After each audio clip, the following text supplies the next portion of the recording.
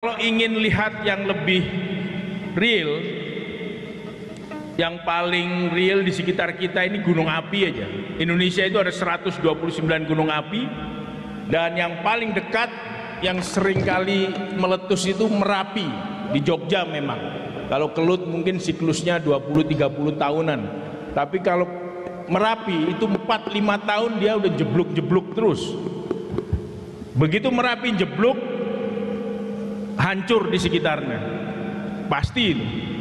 Setelah itu 4 tahun 5 tahun orang nanam tumbuh-tumbuhan apa segala macam, setelah itu jeblok lagi, hancur lagi, begitu terus menerus. Itu paling dekat gitu. Jadi itu skala kecil 4 tahun 5 tahun. Ada yang skalanya jutaan tahun bumi itu. Jadi seperti misalnya pernah dengar ada dinosaurus hidup di bumi ini, setelah itu punah semua. Karena apa? Teori yang paling umum dianut adalah secara geologi adalah adanya meteor yang jatuh membentur bumi, dar kayak gitu. Setelah itu hampir seluruhan permukaan bumi kemudian timbul perubahan iklim, ada tektonik besar-besaran, binatang-binatang sebesar dinosaurus punah semua, mati semua. Setelah itu muncul lagi. Dan yang paling dekat dengan kita misalnya Danau Toba. Pernah dengar Toba itu meletus besar ya? Itu sekitar yang paling akhir 70.000 tahun yang lalu Toba itu meletus besar. Dan tentunya manusia sudah ada pada waktu itu 70.000 tahun yang lalu. Setelah itu hancur, hampir sekitar 95% populasi di bumi ini manusia hilang. Karena apa? Sangat kuat kehancuran waktu itu. Setelah itu ada lagi manusia. Nah inilah, jadi dari situ terus kita berpikir, saya paling tidak pribadi berpikir, lah kalau bumi itu dibentuk oleh kehancuran pertumbuhan, kehancuran pertumbuhan, kehancuran pertumbuhan. Sementara manusia itu adalah bagian dari ekosistem bumi. Jadi manusia itu perkara dia mulai munculnya kapan, tetapi yang jelas kita ini bagian dari bumi. Kalau kita ikut bumi berkembang, teknologi makin maju, kita menyiasati bumi, setelah itu dihancurkan sama sekali, hilang. Setelah itu ada lagi, setelah itu dihancurkan lagi, ada lagi. Mestinya sih manusia dan produk dari manusia sendiri itu juga ikut dalam siklus bumi tersebut. Nah inilah yang membuat pikiran saya jadi gatel sekitar 10 tahun terakhir ini. Kenapa ya kok di dalam budaya saya ngobrol sama kawan-kawan kok hanya mengenal satu saja, linearisme. Jadi zaman dulu itu purba, zaman sekarang itu modern. Padahal kalau di geologi purba modern hancur, purba modern hancur, purba modern hancur. Ada yang modernnya nggak sampai modern banget gitu, dihancurin, terus dari situ dihancurin sedikit, terus naik lagi, dihancurin sedikit, naik lagi. Dan itu juga tercermin dalam teori evolusi sebenarnya. Perubahan secara lambat dari evolusi, perubahan secara lambat yang dipunctuation, jadi yang digedor oleh revolusi-revolusi. Jadi digedor oleh sesuatu yang dihancurkan, tapi yang selamat itu akan terus. Tapi sebenarnya lebih dari itu mengakui adanya pertumbuhan kehancuran, pertumbuhan kehancuran ya, sedemikian rupa. Nah pada waktu hancur, kayak misalnya orang mengatakan komodo itu turunan langsung dinosaurus, orang mengatakan kayak gitu.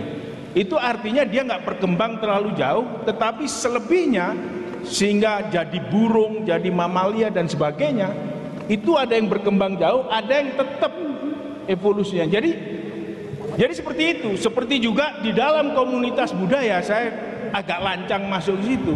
Kita masih punya budaya orang-orang di Banten apa Mbak? Orang Kanekes, terus orang Kubu, terus orang Samin, orang Baduy. Sementara kita udah pakai dasi, pakai ini, gedung bertingkat. Jadi sama dengan komodo, dengan mamalia yang sudah berkembang. Jadi perbedaannya seperti itu. Artinya apa? Ada bekas-bekas purba dalam tanda kutip yang masih tertinggal gitu ya. Terus ada yang modern. Nah, kalau ini kita hancurkan semua, mungkin aja yang modern ini hancur karena tidak sesuai dengan alam. Yang berkembang dengan bagus adalah sesuai dengan alam, misalnya kayak gitu. Jadi dari sinilah kemungkinan besar saya lihat kok ada yang aneh ya di budaya itu. Kok cuma nganggap purba sama modern. Kalau saya lihat mungkin dulu itu ada purba, modern, purba 1, modern 1 dihancurin. Purba 2, modern 2 dihancurin. Purba 3, modern 3 dihancurin. Karena bumi seperti itu. Mosok manusia nggak seperti itu. Pembicaraan tentang katastrofi bumi itu pembicaraan yang sangat umum di khasanah geologi. Saya dididik secara formal sebagai ahli geologi. Saya bekerja sebagai geologis. Sampai sekarang sudah 32 tahun bekerja sebagai geologis atau ahli geologi. Kerjaan saya sehari-hari geologi. Dan kalau bicara soal katastrofi, itu di bumi itu biasa sekali terjadi katastrofi. Dan dengan katastrofi itu kita belajar tentang bagaimana bumi dibentuk. Jadi kalau di situ disebutkan geologi dan katastrofi purba di Indonesia, coba dimainkan di situ. Nanti kita akan bisa lihat hubungannya. Kenapa kok tiba-tiba orang geologi kayak saya itu bicara soal sesuatu yang terkait dengan budaya? Karena di dalam geologi sendiri kita belajar bahwa bumi itu dibentuk oleh siklus kehancuran, pertumbuhan, kehancuran, pertumbuhan, kehancuran, pertumbuhan. Nah, kehancuran itu kalau sifatnya sangat masif disebut sebagai katastrofi, bencana, katastrofi.